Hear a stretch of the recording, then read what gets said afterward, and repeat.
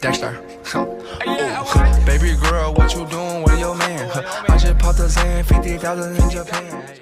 Yo, what is going on everybody? It's your boy Chef Bone bringing you another YouTube video. I'm going to be giving you guys 10 NBA facts that you probably do not know, and if you do, congratulations to you.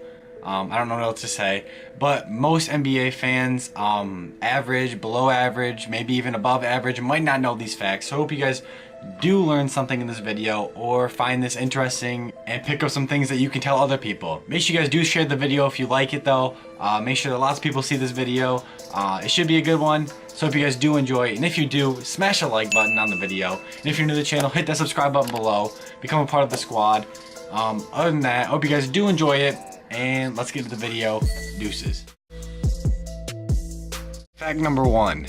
Shaquille O'Neal actually challenged Hakeem Olajuwon to a one-on-one basketball game after Shaq and the Orlando Magic got swept by Hakeem and the Houston Rockets in the 1995 NBA Finals. Shaq hand-delivered a typewritten letter asking Hakeem to play one-on-one against him. On screen right now, you guys see the letter that Shaquille O'Neal wrote to Hakeem Olajuwon. It says, "Hakeem, the series may be a done deal, but it ain't over between you and me. Sure, you're pretty good with your team behind you, but I want you one-on-one. Signed, Shaq." You guys are about to see the commercial that Taco Bell put out for the Shaquille and Hakeem one-on-one game. It will be the heavyweight battle of the year. Shaquille O'Neal, Hakeem Olajuwon, one-on-one. 10 rounds, $1 million. Shaq, Hakeem, one-on-one. Saturday, September 30th, live on pay-per-view. Be there September 30th.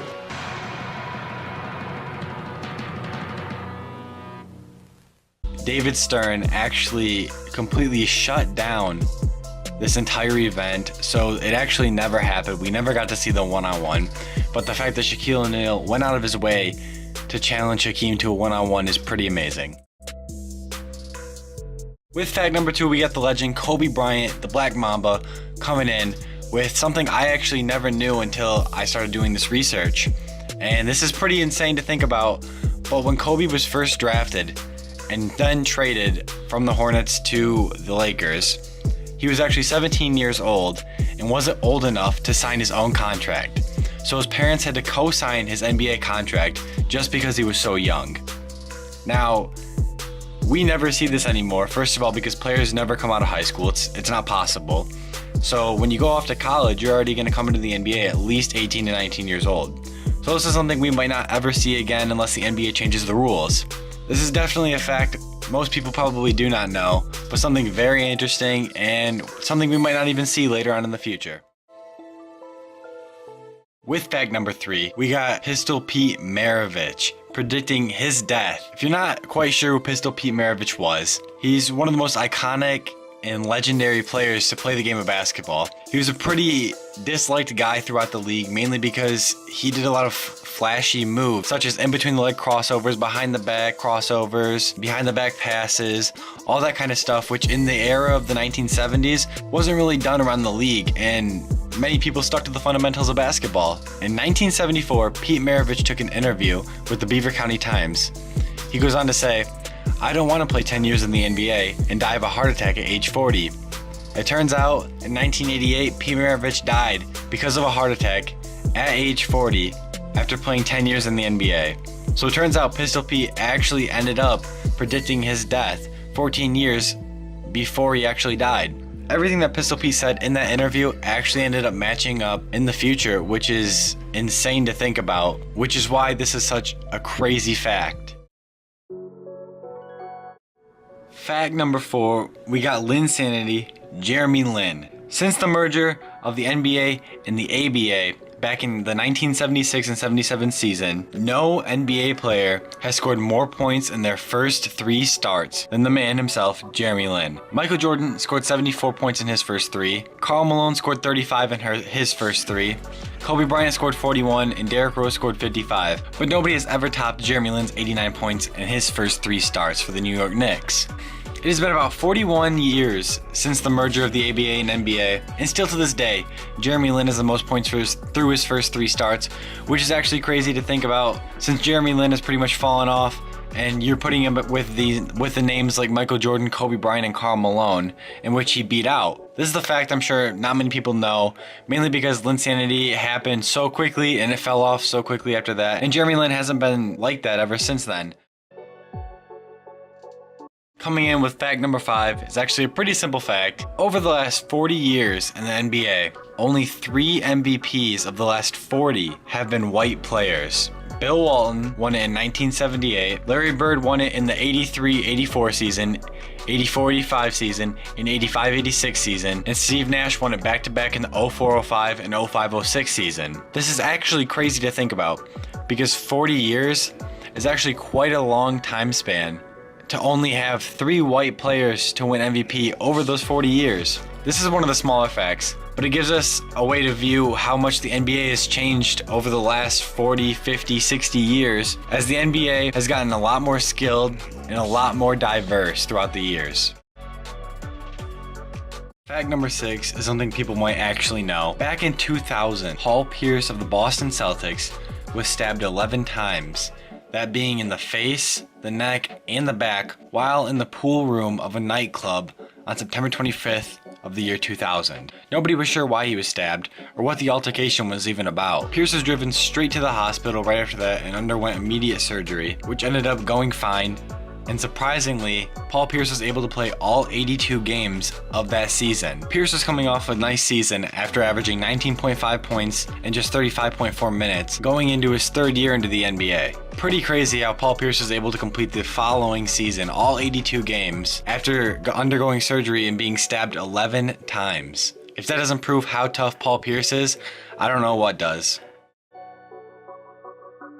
Fact number 7 is something that I have never heard of until I did all this research. It's called the disaster draft. Basically, you take the worst case scenario. Say an entire NBA team dies from a catastrophic plane crash. What happens with the team in that case? What happens with the future of the franchise? In this case, a disaster draft would occur. In a disaster draft, the playerless team would have their pick of the 5th or 6th least valuable player on any team's roster, as well as likely having 2 very good picks in next year's following draft. Some rules to go along with this are: number 1, each team can only have 1 of its players selected. Number 2, the team drafted must stay under the salary cap, given that these players are being acquired without the use of exceptions and must be able to play immediately. Number 3, each team can only protect 4 players. For example, in the NBA right now, say the Detroit Pistons need to do a disaster draft and they're looking at the Golden State Warriors. The Warriors can protect 4 of their best players: Curry, Klay Thompson,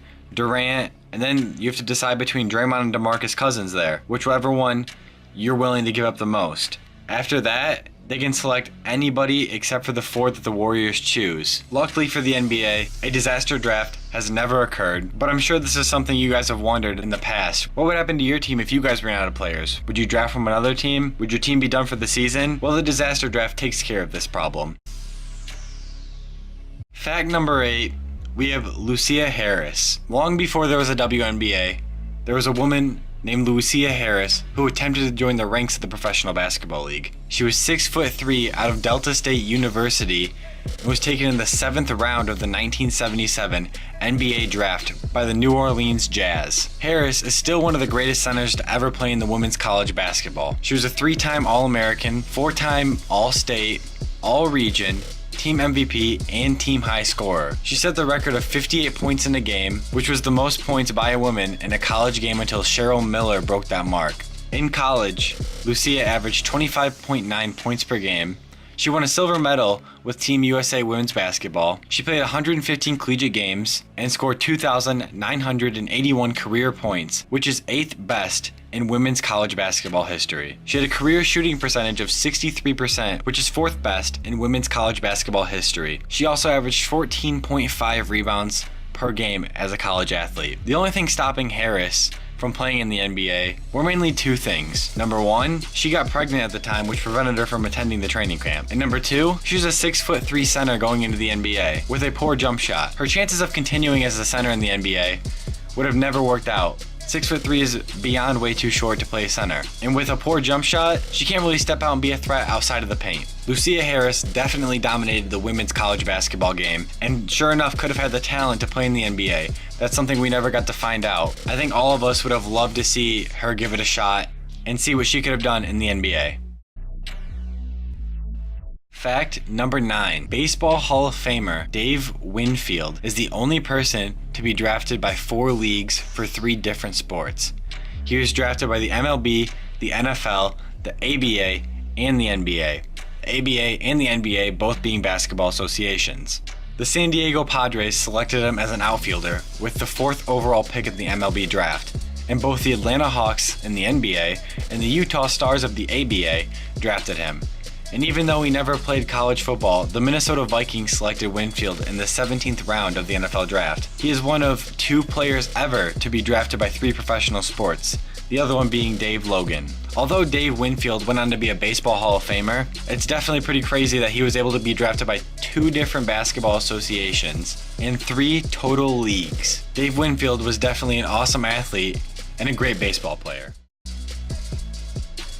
Fact number 10, the last fact that I have, and this is by far my favorite fact that I have ever heard about any NBA player. Tim Duncan loves Dungeons and Dragons so much that he wanted to be called Merlin when he joined the NBA. Merlin was a wizard from the game Dungeons and Dragons, which Tim Duncan has a tattoo of on his chest. Many people know Tim Duncan for what he has done on the court, but not many people know much about his geeky tendencies and nerdy games off the court. Duncan was nicknamed Mr. Spock in college, but his name hasn't lived long or prospered because now Tim Duncan prefers to be called Merlin. Apparently, Tim Duncan loves video games, collecting swords, knives, and attending Renaissance fairs. It almost seemed like we didn't know very much about Tim Duncan in the first place, but this is something I never would have expected from Tim Duncan, and it honestly makes me laugh and kind of like him a little more.